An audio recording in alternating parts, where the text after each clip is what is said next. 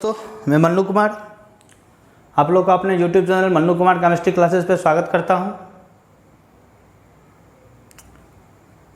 आज हम लोग क्लास 11th का second video lecture introduction of chemistry लेके आया हूं। अगर आप लोगों ने अभी तक मेरे चैनल को सब्सक्राइब नहीं किया है तो प्लीज़ सब्सक्राइब कर ले, जिससे आपको रोज़ नोटिफिकेशन सबसे पहले पहुंच जाए। आप लोग प्लीज़ अगर चैनल को सब्सक्राइब नहीं किया तो सब्सक्राइब करें, वीडियो को पूरा देखें और वीडियो को लाइक करें, ठीक है। इससे हम लोग को थोड़ा एनर्जी मिलता है, इसलिए प्लीज़ आप लोग वीडियो को लाइक करें, शेयर करें और चैनल को अभी तक सब्सक्राइब नहीं किया तो सब्सक्राइब करें। चलिए हम लोग शुरुआत कर रहे हैं आज का क्लास।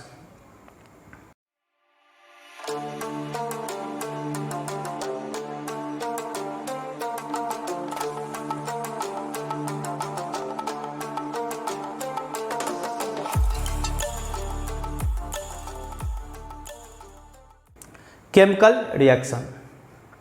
पीछे क्लासों में हम लोग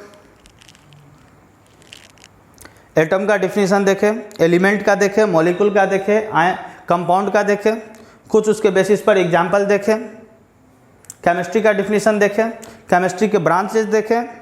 ये सारा डिस्कशन हुआ था। कुछ वीडियो लंबा हो गया था, आज थोड़ा लेंथ को शॉर्ट कर देंगे जिससे आपका इंटरेस्ट बना रहे।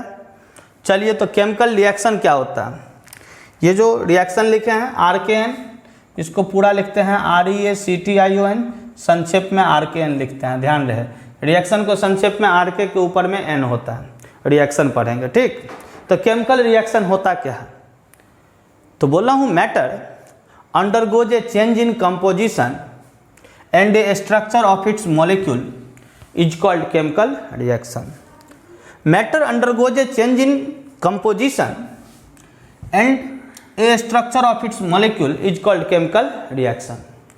जब कोई पदार्थ या वस्तु जाता है चेंज इन कंपोजिशन में, अब ये अपने अवयव के बदलाव में और अपने संरचना के बदलाव में किसी मॉलिक्यूल में, उसी को क्या कहते हैं? Chemical reaction. बोला हूँ, matter undergoes A change in composition and A structure of its molecule is called chemical reaction. जब कोई भी पदार्थ या वस्तु अपने कंपोजिशन को चेंज कर ले, अपने मॉलिक्यूल के स्ट्रक्चर को चेंज कर ले, उसको बदल ले, तो उसी को क्या बोलते हैं? Chemical reaction. तभी हम लोग फंडामेंटल कंसेप्ट को कलेक्ट कर रहे हैं केमिस्ट्री सीखने के लिए। तो हम लोग इसी एटम के बारे में घूम रहे हैं, एटम के बारे में पूरा इकट्ठा कर रहे हैं कि एटम क्या सब है। तो बोला हूँ, there are 3 fundamental particles of an atom. ये जो एटम है, ये बताया कि इसके 3 फंडामेंटल पार्टिकल हैं। There are 3 fundamental particles of an atom. कौन सा? पहले से हम लोग अर्लियर क्लास में पढ़े हैं, आप लोग पहले से क्लास 9th 10th में पढ़े होंगे। इलेक्ट्रॉन, प्रोटॉन और न्यूट्रॉन। मतलब एटम के 3 फंडामेंटल पार्टिकल हैं। फंडामेंटल मतलब मूलभूत, पार्टिकल यानी कण। तो ये जो एटम है, इसका 3 फंडामेंटल पार्टिकल है, इलेक्ट्रॉन, प्रोटॉन और न्यूट्रॉन। मेनली 3 फंडामेंटल पार्टिकल है। Electron discovered by J.J. Thomson in 1897। Electron का खोज थॉमसन साहब किए थे। थॉमसन वैज्ञानिक का नाम है। J.J. थॉमसन साहब किए थे 1897 में। मतलब इलेक्ट्रॉन का डिस्कवरी थॉमसन साहब के द्वारा किया गया था 1897 में। इफ ME देखिए कैसे है, M ऊपर E नीचे, M ऊपर E थोड़ा नीचे। ME mass of single electron, एक इलेक्ट्रॉन का मास। तो मास ऑफ सिंगल इलेक्ट्रॉन 9.1 × 10⁻28 ग्राम या 9.1 × 10⁻31 kg। अगर कोई एक इलेक्ट्रॉन का मास पूछेगा तो एक इलेक्ट्रॉन का मास 9.1 × 10⁻28 ग्राम या 9.1 × 10⁻31 kg। ध्यान रहे, ग्राम को अगर किलोग्राम में बदलना हो तो 1000 से भागा दे देना। तो 1000 से भागा दे दिया ग्राम को किलोग्राम में बदलने के लिए। तो इस 1000 को ऐसे लिख सकते हैं, बटे 10⁻3। ये केजी में जा रहा है, यानी 9.1 × 10⁻28 × 10⁻3 kg, क्योंकि नीचे में पावर प्लस में है, ऊपर में जाएगा माइनस हो जाएगा, साइन बदल जाता है। जब कोई संख्या नीचे से ऊपर जाए तो नीचे का जो चिन्ह रहेगा उसका अपोजिट हो जाएगा ऊपर में। तो नीचे में यहाँ कुछ नहीं तो प्लस में है, ऊपर में गया माइनस। अगर नीचे में माइनस रहता तो ऊपर में जाता तो प्लस। तो अब देखो दोनों का बेस समान है, जोड़ सकते हैं। तो 9.1 × 10⁻31 kg। तो इलेक्ट्रॉन का मास ध्यान रखना, एक इलेक्ट्रॉन का मास 9.1 × 10⁻28 ग्राम या 9.1 × 10⁻31 kg, एक इलेक्ट्रॉन का मास। अब ध्यान दो, चार्ज ऑन सिंगल इलेक्ट्रॉन, एक इलेक्ट्रॉन पर चार्ज, एक इलेक्ट्रॉन पर चार्ज 1.6 × 10⁻19 कूलम्ब, 1.6 गुना 10⁻19 कूलम्ब। किस में? तो ध्यान रखना है कि इन एसआई सिस्टम, अभी देखेंगे एसआई सिस्टम सब क्या होगा, अभी बताऊंगा आगे, कि एक इलेक्ट्रॉन पर चार्ज जो है आवेश 1.6 गुना 10⁻19 कूलम्ब एसआई सिस्टम में, और 4.8 × 10⁻10 ESU इलेक्ट्रोस्टैटिक यूनिट किस में? तो इन CGS सिस्टम। ये सिस्टम सब क्या होगा अभी बताएंगे। तो अगर कोई पूछेगा एक इलेक्ट्रॉन पर मास SI में पूछेगा कि एक इलेक्ट्रॉन पर चार्ज क्या होता है SI में, तो बता देंगे 1.6 गुना 10⁻19 कूलम्ब SI में, और CGS में 4.8 × 10⁻10 ESU। ESU हुआ इलेक्ट्रोस्टैटिक यूनिट। लिख दिया हूँ कि electron is negatively charge particle. ये जो इलेक्ट्रॉन है वो निगेटिवली चार्ज पार्टिकल है, यानी मेरा कहना यही है कि इलेक्ट्रॉन के पीछे में देखो ये माइनस साइन लगा देगा, ये इलेक्ट्रॉन के चार्ज के पीछे में माइनस साइन लगा दिया। क्यों? क्योंकि ये इलेक्ट्रॉन जो है वो ऋण आवेशित कण है, इलेक्ट्रॉन के ऊपर चार्ज जो है वो माइनस में है, इसीलिए यहाँ माइनस लगा दिया। तो अगर कोई एक इलेक्ट्रॉन का चार्ज पूछेगा तो बताना 1.6 गुना 10⁻19 कूलम्ब SI में, और 4.8 × 10⁻10 ESU CGS में। CGS में पूछे तो भी बता दीजिए, और कूलम्ब में पूछे तो भी, SI में पूछे तो भी बता दीजिए। लिख दिया हूँ नोट में कि coulombs are much bigger quantity than ESU। ये जो कूलम्ब है वो बहुत बड़ा क्वांटिटी है, किससे? CGS से। कूलम्ब मच बिगर क्वांटिटी, बहुत बड़ी राशि है, किससे? तो ESU से। और ध्यान रखना कि 1 कूलम्ब बराबर 3 × 10⁹ ESU। तो अगर 1 कूलम्ब बराबर 3 गुना 10⁹ ESU, तो ध्यान दो इतना कूलम्ब को बदलना है ESU में, इतना कूलम्ब को, यानी 1.6 × 10⁻19 कूलम्ब बराबर कितना ESU।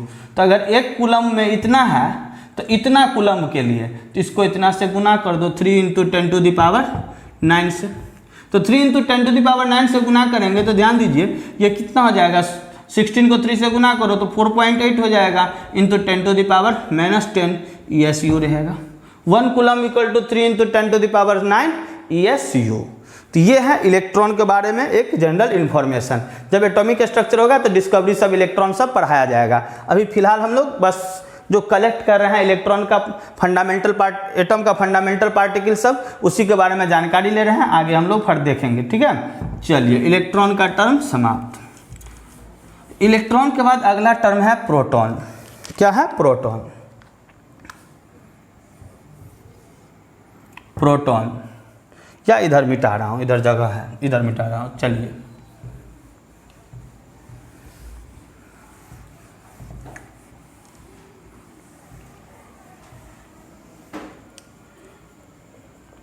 प्रोटॉन डिस्कवर्ड बाय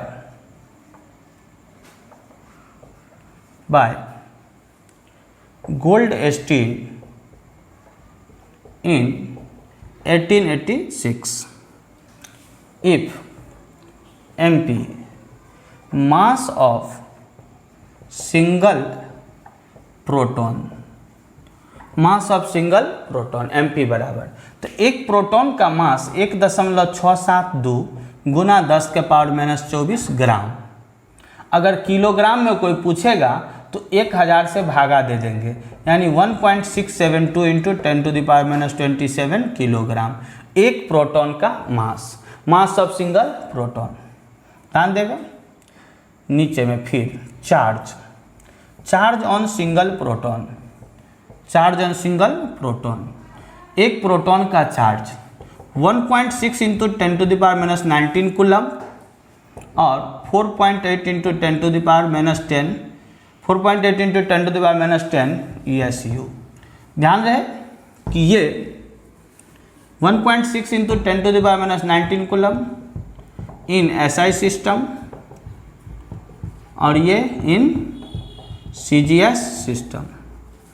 ध्यान रहे proton discovered by Goldstein in 1886, mass of single proton 1.672 into 10⁻24 ग्राम और 1.672 इंटू 10⁻27 kg। एक प्रोटॉन का मास ग्राम में पूछेगा तो 1.672 गुना 10⁻24 ग्राम और किलोग्राम में पूछेगा तो 1.672 गुना 10⁻27 किलोग्राम। एक प्रोटॉन का चार्ज 1.6 गुना 10⁻19 कूलम इन SI सिस्टम और 4.8 into 10⁻10 ESU in CGS system.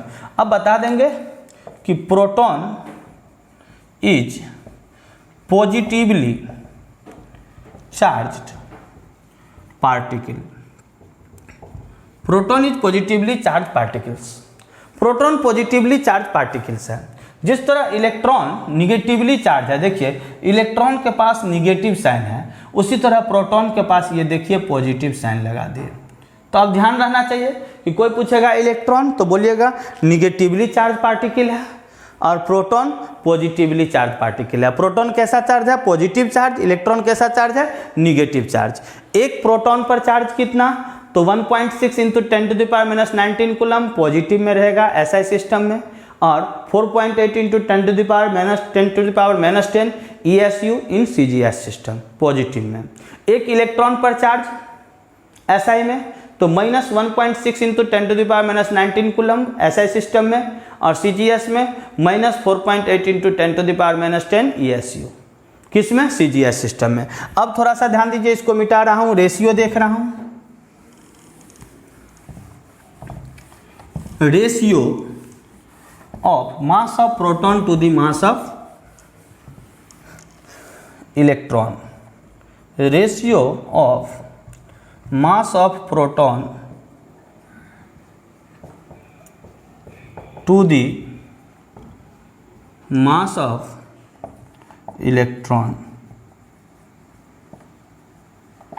Ratio of mass of proton to the mass of electron. Ratio देखना है mass of proton to the mass of electron का, यानी MP/Me का ratio. MP/Me का ratio, क्योंकि MP को माने हैं मास ऑफ सिंगल प्रोटॉन और Me को माने हैं मास ऑफ सिंगल इलेक्ट्रॉन। तो MP/Me का रेशियो, यानी मान देंगे कि if MP mass of single proton, mass of single proton जिसका वैल्यू 1.672 गुना 10⁻⁻27 किलोग्राम और if Me mass of single electron कितना? तो 9.1 इंटू 10⁻31 kg। अभी जस्ट देखें, ठीक है। चलिए इसको इधर मिटा रहा हूँ, स्क्रीनशॉट लेके आप लोग रेडी रहा करें। चलिए ध्यान दीजिए, MP/Me। तो मास ऑफ सिंगल प्रोटॉन कितना है? 1.672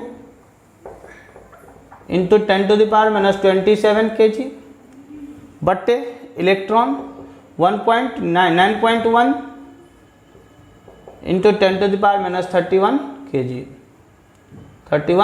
kg। इसको सॉल्व करेंगे तो MP/Me ध्यान दीजिए लगभग 1840 आ जाएगा, यानी 1840 लगभग मान लिया गया, ठीक। अब ध्यान दीजिए MP 1840 into Me, 1840 into Me multiply हो जाएगा ना इससे, क्रॉस मल्टीप्लीकेशन, यानी मास ऑफ प्रोटॉन जो है सो 1840 टाइम्स हैवी है किससे? मास ऑफ सिंगल इलेक्ट्रॉन से।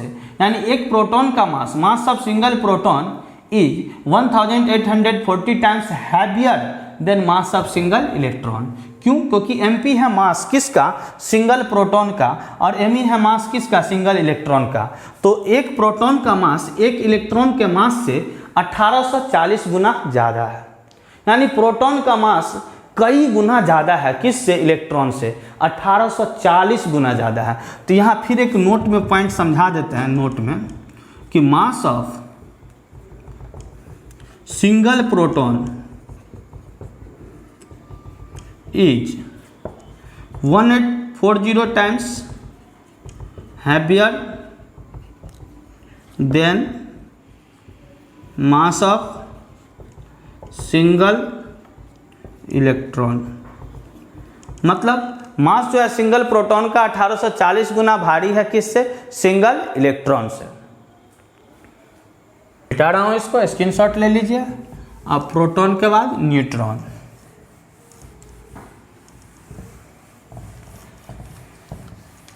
प्रोटॉन के बाद न्यूट्रॉन, तीसरा fundamental particle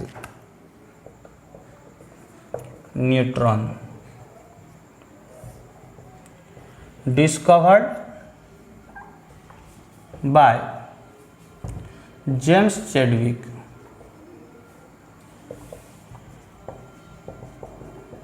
in 1932. If Mn mass of single neutron, Mn mass of single neutron, Mn equal to 1.675 into 10 to the power minus 24 gram और 1.675 into 10 to the power minus 27 kg। Mn mass of single neutron, एक neutron का mass. Neutron is neutral particle, neutral particle bracket में समझा देता हूँ, means no charge, no charge. यानी neutron neutral particle है, इसके ऊपर कोई चार्ज नहीं होता है। जिस तरह इलेक्ट्रॉन निगेटिवली चार्ज पार्टिकल है, प्रोटॉन पॉजिटिवली चार्ज पार्टिकल है, तो न्यूट्रॉन जो है वो न्यूट्रल है यानी उदासीन है। इलेक्ट्रॉन ऋण आवेशित कण, प्रोटॉन धन आवेशित कण और न्यूट्रॉन उदासीन है, यानी कोई चार्ज नहीं है। अब जरा ध्यान दें, अब जरा गौर करें, ratio of mass of neutron Mn to the mass of proton Mp। अब की बार रेशियो देखना है mass of neutron to the mass of proton का, तो let Mn mass of single neutron, Mn मास है सिंगल न्यूट्रॉन का, और Mn बराबर 1.675 into 10 to the power minus 27 kg।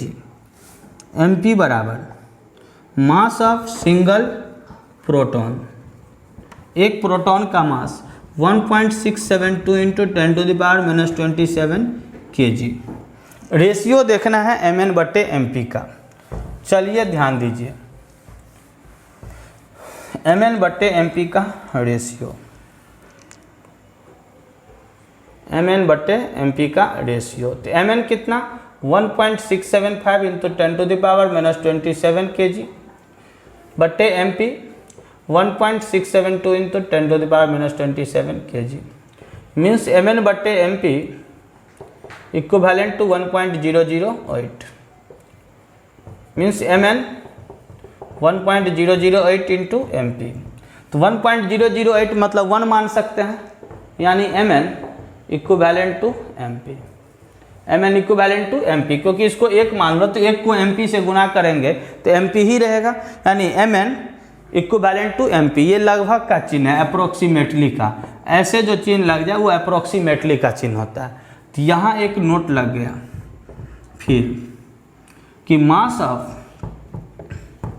Neutron and proton is approximately equal, but mass of single proton is slightly heavier than mass of single neutron is slightly heavier than mass of single proton. ध्यान दीजिए note में क्या लिखा हूँ कि mass of neutron and proton is approximately equal. Mass of neutron और proton लगभग बराबर है, लगभग बराबर है, लगभग दोनों का बराबर मास है कि Mn इक्विवेलेंट टू Mp, यानी मास ऑफ न्यूट्रॉन और प्रोटॉन आपस में लगभग बराबर है। But mass of single neutron is slightly heavier than mass of single proton. इस बात को ध्यान रखना है कि न्यूट्रॉन और प्रोटॉन का मास, देखिए ये मास है न्यूट्रॉन का और ये मास है प्रोटॉन का, तो इस दोनों का मास लगभग बराबर है, लगभग इन जनरल पूछेगा तो। लेकिन एक न्यूट्रॉन और एक प्रोटॉन में पूछ दे ज़्यादा मास किसका, तो बोलिएगा एक न्यूट्रॉन का, थोड़ा सा ज़्यादा होता है किससे, एक प्रोटॉन से। ऐसे इन जनरल बता सकता है कि mass of neutron and proton is almost equal या approximately equal, but mass of single neutron is slightly greater than mass of single proton. एक न्यूट्रॉन का मास एक प्रोटॉन के मास से थोड़ा सा ज़्यादा है, थोड़ा सा ज़्यादा है। अब जरा ध्यान दें, अगर तीनों फंडामेंटल पार्टिकल में बात करें, इसको मिटा रहा हूँ, स्क्रीनशॉट ले लें। अगर तीनों फंडामेंटल पार्टिकल में बात करें, तीनों फंडामेंटल पार्टिकल में, तो हम लोग बता सकते हैं कि इन जनरल में कि mass of neutron is greater than mass of proton, और मास ऑफ प्रोटॉन और मास of neutron much much greater than mass of electron, कि Mn थोड़ा सा ज़्यादा है Mp से, लेकिन ये Mn और Mp बहुत ज़्यादा है किससे, Me से। यानी मास ऑफ न्यूट्रॉन और प्रोटॉन लगभग बराबर भी बोल सकते हैं, या इसको कोई ऐसे भी लिख दे कि Mn equivalent to Mp but much much greater than Me, कि ये Mn और Mp आपस में लगभग बराबर है, लेकिन Me के कंपैरिजन में बहुत ज़्यादा है, क्योंकि इलेक्ट्रॉन का मास और प्रोटॉन का मास अभी कंपैरिजन किए थे, जहां देखे थे कि प्रोटॉन का मास इलेक्ट्रॉन के मास से 1840 गुना ज़्यादा था। एक प्रोटॉन का मास एक इलेक्ट्रॉन के मास से 1840 गुना ज़्यादा था। चलिए इसको स्क्रीनशॉट लीजिए। नेक्स्ट, इसको मिटा रहा हूँ।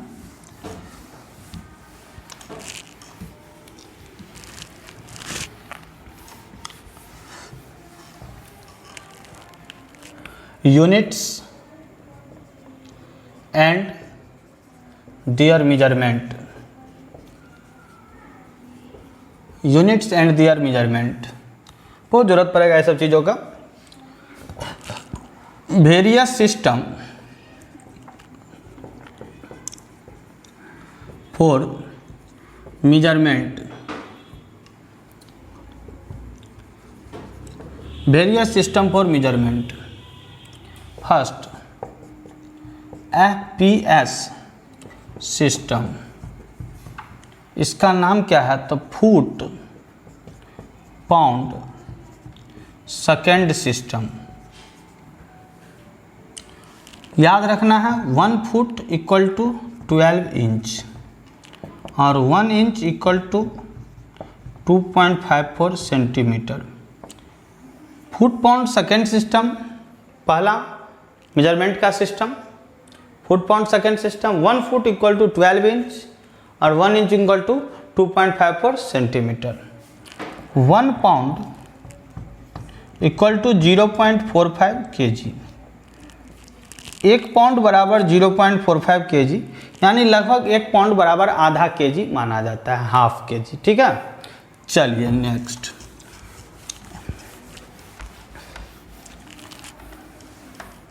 Second, MKS system. MKS system metre, kilo, second system. Third, CGS system, centigram second system, centigram second system. Fourth, SI system for measurement, measurement. SI system यानी standard international system, international system. ध्यान दीजिए, units and their measurement है, तो पहले measurement देख रहा हूँ। Various system for measurement, FPS system means foot pound second system, MKS system means metre kilo second system, CGS system means centigram second system, last one SI system means standard international system. अब बता रहा हूँ कि in this system there are 7 fundamental units. SI system में 7 fundamental units है measurement के लिए। SI system में 7 fundamental unit. In this system means SI system में 7 फंडामेंटल यूनिट है। In this system there are 7 fundamental units for measurement. 7 fundamental unit है measurement के लिए। चलिए ध्यान दीजिए, फर्स्ट क्या है? मीटर, जिसको संक्षेप में M से लिखते हैं, फॉर लेंथ। जैसे मान लो लंबाई को नापना है तो मीटर में मेजर करेंगे, तो मीटर फॉर लेंथ, यानी स्मॉल m मीटर हुआ, जिसके द्वारा किसको मेजर किया जाएगा? लेंथ को। सेकंड में kilogram means kg for mass. Third candela CD for luminous intensity. Luminous intensity, luminous intensity,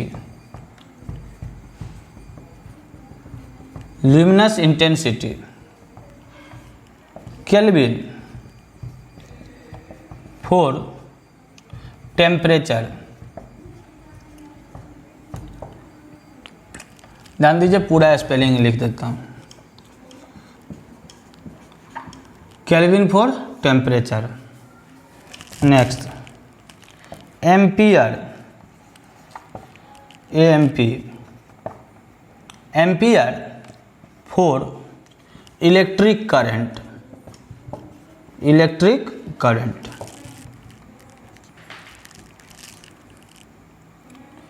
second for time. Last mole for amount of substance. तो हम लोग यूनिट्स एंड दियर मेजरमेंट देख रहे हैं। तो यूनिट्स एंड दियर मेजरमेंट में देखे हैं कि सबसे पहले है FPS सिस्टम। वेरियस सिस्टम है मेजरमेंट का। FPS system means foot pound second system, और 1 फुट इक्वल टू 12 इंच, और 1 inch equal to 2.54 centimetre. 1 pound equal to 0.45 kg, that means approximately equal to half kg। MKS system metre kilo second system. CGS system centigram second system, और last one SI system means standard international system.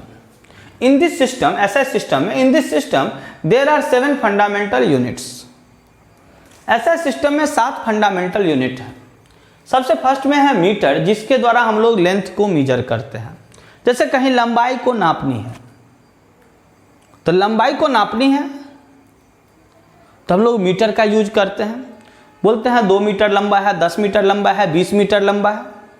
ठीक उसी तरह कहीं अगर मास को major करना है, जैसे हमारा आपका मास मेजर होगा, तो हमारा आपका मास कभी मीटर में मेजर नहीं होगा। ये नहीं होगा कि 10 मीटर मास है, ये नहीं होगा 15 मीटर मास है। तो ये अलग अलग यूनिट है, जिसको ध्यान रखना है कि अगर लेंथ को कोई बोले कैसे मेजर करेंगे, तो बोलेंगे मीटर से। लेकिन मास को किससे मेजर करेंगे, तो किलोग्राम से। किलोग्राम फॉर मास, किस में? SI में। किस में? SI में। लेकिन अगर CGS में पूछेगा तो ग्राम में मेजर करेंगे। ये ध्यान रखना है कि अगर CGS में पूछेगा तो बोलेंगे ग्राम में मेजर करेंगे। ध्यान रखा जाए। Next term candela, CD for luminous intensity. CD for luminous intensity. अगर ल्यूमिनस इंटेंसिटी देखना है तो उसको CD में मेजर किया जाता है। Kelvin for temperature. जैसे ध्यान दिया जाए केल्विन, या इसी को कोई सेल्सियस भी बोल लेते हैं कि सेल्सियस भी यूज कर सकता है केल्विन के साथ। तो केल्विन या सेल्सियस के द्वारा किसका मेजर करेंगे? टेम्परेचर का। लेकिन ऐसा सिस्टम में केल्विन होगा, ऐसा सिस्टम में ध्यान रहे kelvin. Ampere for electric current, electric current को अगर मेजर करना है तो एम्पियर में करेंगे। सेकेंड फॉर टाइम, अगर टाइम को मेजर करना है तो किस में? सेकेंड में, एसआई में। और मोल फॉर अमाउंट ऑफ सब्सटेंस, किसी पदार्थ या वस्तु का वेट देखना है तो उसको मोल के द्वारा देखा जाता है, मोल फॉर अमाउंट ऑफ सब्सटेंस। तो इस तरीका से हम लोग देख रहे हैं अभी यूनिट्स एंड दियर मेजरमेंट में, इसी में हम लोग कन्वर्जन देखेंगे, तो फिर हम लोग देख लेंगे यूनिट के टर्म्स में कन्वर्जन देखेंगे। लेकिन आज का क्लास यहीं पर रोका जा रहा है। प्लीज़ वीडियो को पूरा देखें, वीडियो पसंद आए तो उसको लाइक करें। जो लोग अभी तक चैनल को सब्सक्राइब नहीं किए हैं अपना, प्लीज़ सब्सक्राइब करें, वीडियो को पूरा देखें, स्किप ना करें। धीरे धीरे अभी सीखने का प्रोसेस है, स्टार्टिंग है। अभी शुरू से देखिए गौर से वीडियो को और राइट डाउन करें कॉपी पे लिखिए, ठीक है? वीडियो को पॉज करके बार बार देख के लिखिए, छूट जाए तो समझिए। जो कुछ नहीं समझ में आए 2-3 बार देखने के बाद वीडियो को 2 से 3 बार देखिए, नहीं समझ में आए तो फिर कमेंट सेक्शन में लिख दीजिए कि इस टर्म को सर फिर से क्लियर कर दे, तो फिर क्लियर कर दूंगा। क्योंकि मैं पहले ही बोलते हूँ कि मेरा और आपका भी फिजिकल अपीयरेंस नहीं है, तो इसीलिए आप कितना समझ रहे हैं मेरी बात ये कहना मुश्किल है। मैं कोशिश करता हूँ आपको धीरे धीरे समझाने का, लेकिन उसके बावजूद अगर कुछ कमी रहे, कुछ नहीं समझ में आए तो पहले वीडियो को 2-3 बार देखें, नहीं समझ में आए तो आप कमेंट सेक्शन में डाल दीजिए कि इसको फिर से क्लियर कर दे, तो मैं क्लियर कर दूंगा। समझ में आ रही है ना मेरी बात? जो लोग अभी तक चैनल को सब्सक्राइब नहीं किया प्लीज़ सब्सक्राइब करें, वीडियो को लाइक करें, शेयर करें। Thank you everyone, have a nice day, God bless you. Okay, thank you.